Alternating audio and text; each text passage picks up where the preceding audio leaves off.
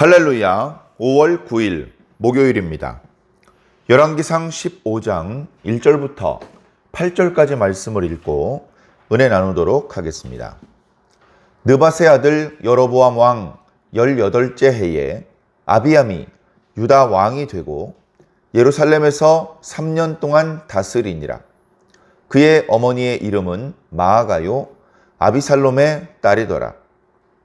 아비암이 그의 아버지가 이미 행한 모든 죄를 행하고 그의 마음이 그의 조상 다윗의 마음과 같지 아니하여 그의 하나님 여호와 앞에 온전하지 못하였으나 그의 하나님 여호와께서 다윗을 위하여 예루살렘에서 그에게 등불을 주시되 그의 아들을 세워 뒤를 잇게 하사 예루살렘을 견고하게 하셨으니 이는 다윗이 햇사람 우리아의 일 외에는 평생에 여호와 보시기에 정직하게 행하고 자기에게 명령하신 모든 일을 어기지 아니하였습니다. 르호보암과 여로보암 사이에 사는 날 동안 전쟁이 있었더니 아비암과 여로보암 사이에도 전쟁이 있으니라. 아비암의 남은 사적과 그 행한 모든 일은 유다왕 역대 지략에 기록되지 아니하였느냐. 아비암이 그의 조상들과 함께 자니 다윗성에 장사되고 그 아들 아사가 대신하여 왕이 되니라. 아멘. 예, 감사합니다. 예, 르호보암의 아들 아비암에 대한 짧은 기록입니다. 아비암에 대해서는 기록이 정말 짧습니다. 그리고 보면 재위 기간도 3년밖에 안 됩니다. 정확하게 유대의 그 날짜, 달의 그 달까지 계산을 해서 말씀하시는 분들은 2년밖에 안 된다. 뭐 그렇게 말씀하시는 분도 있습니다. 자, 아비암의 특징이 이 짧은 말씀 속에 있는 것을 바탕으로 우리가 살펴보아야 되는데요. 별로 긍정적인 부분이 없습니다. 그의 아버지 르호보암이 이미 저질렀던 죄를 빠짐없이 다 저질렀다라고 기록하고 있습니다. 르호보암이 17년 동안 저질렀던 죄를 3년 동안에 다 저지르려면 정말 부지런히 죄를 저질러야 합니다. 근데 그 죄를 다 저질렀다라고 말씀하고 있죠.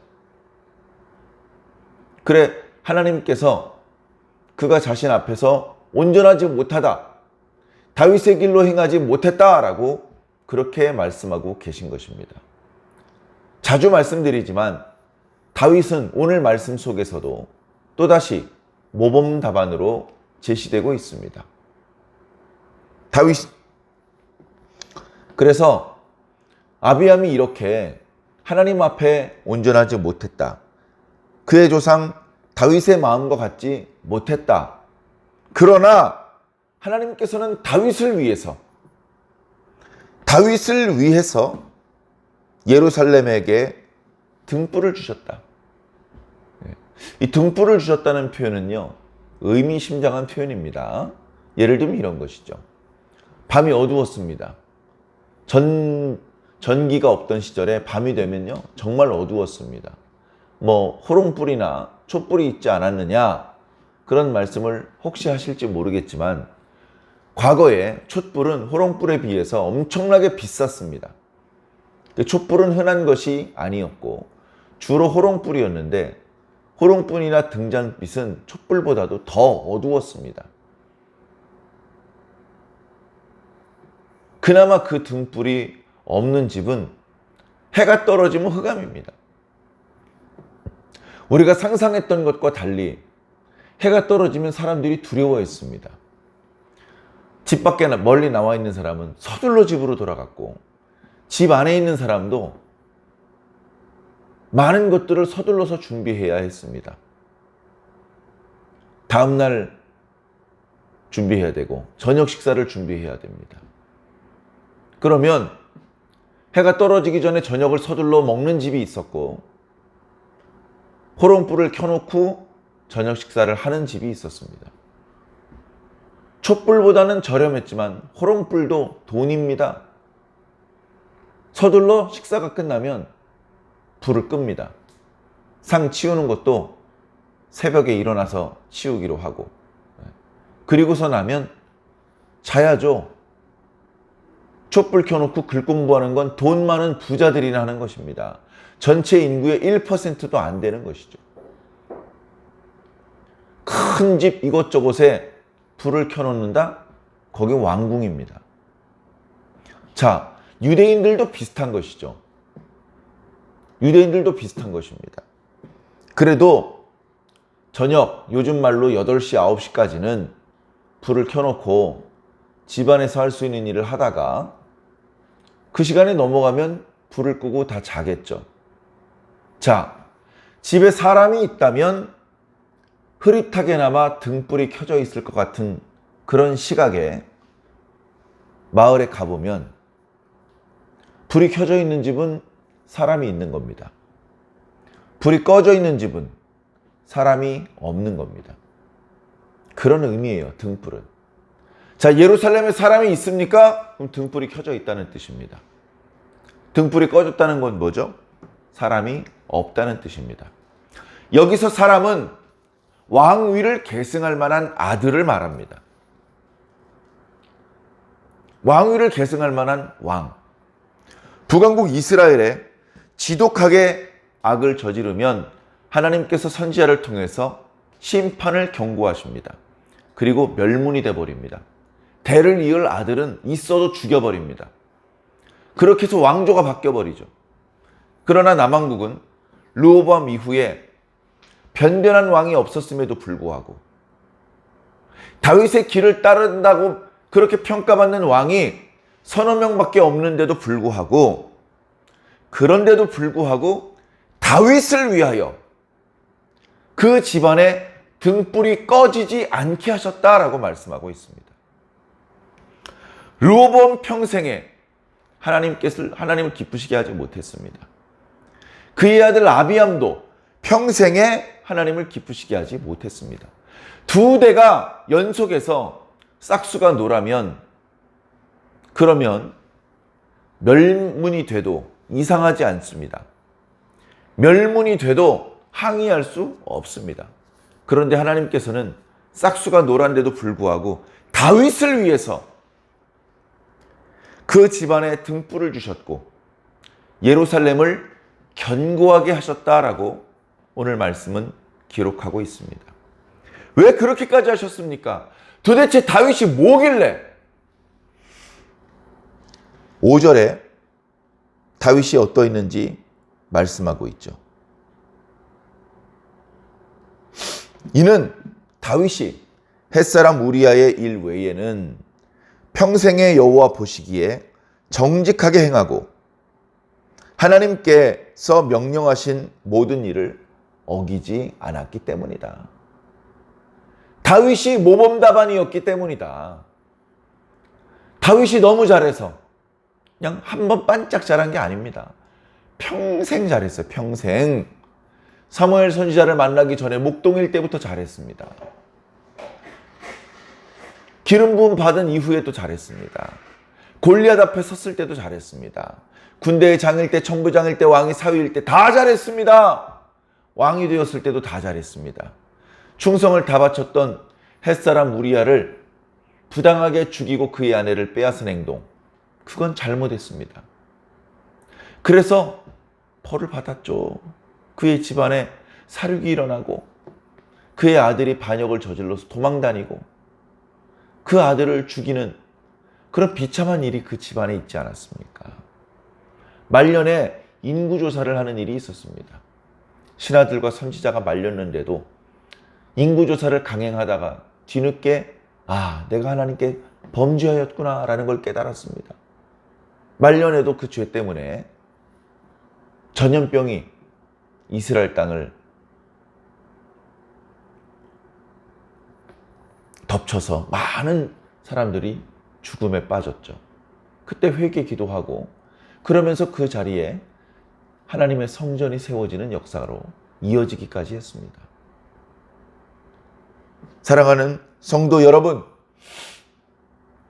다윗같이 살아야 됩니다. 다윗같이 범죄하라고요? 간음하라고요? 살인하라고요? 그런 뜻이 아니잖아요. 그거 빼고는 정말 다윗은 평생에 한결같이 오직 하나님만을 바라보는 하나님 바라기였다는 것입니다. 오늘 저와 여러분도 이미 지금까지 살면서 저지른 죄만 해도 다윗이 평생 저지른 죄를 넘습니다. 그러니 더 죄짓지 말고 이제부터는 남은 평생은 하나님께 온전한, 하나님께 진정한 사랑과 충성을 바칠 수 있는 그런 저와 여러분들이 되기를 주님 이름으로 간절히 당부를 드립니다. 그렇게 하지 않으면 우리는 언제 책망을 듣고 언제 주의 저주를 당하게 될지 알 수 없기 때문에 그렇습니다. 자, 아비암은 그 부친 르호보암과 마찬가지로 좋은 일은 기록될 만한 것이 없고 악한 일만 기록되었습니다. 그 부친 르호보암을 본받아 그렇게 죄를 많이 저질렀다라고 말씀하고 있는데 그 죄는 사실 솔로몬 말년부터 시작되었죠. 솔로몬 때 시작되었던 죄가 르호보암 때 왕성해졌고 아비암 때까지 계속되었던 것입니다. 이 왕가인데 이스라엘의 왕이었고 유다의 왕인 이 왕가의 죄악의 흐름이 잘 끊어지지 않고 있어요. 그런데도 불구하고 그 가문, 다윗의 가문이죠. 그 가문을 향한 하나님의 은혜도 끊어지지 않고 이어지고 있습니다. 참 놀라운 일이죠. 자, 너무나 죄를 많이 저질러서 그랬는지 아비암은 오래 살지 못합니다. 왕이 될 때만 해도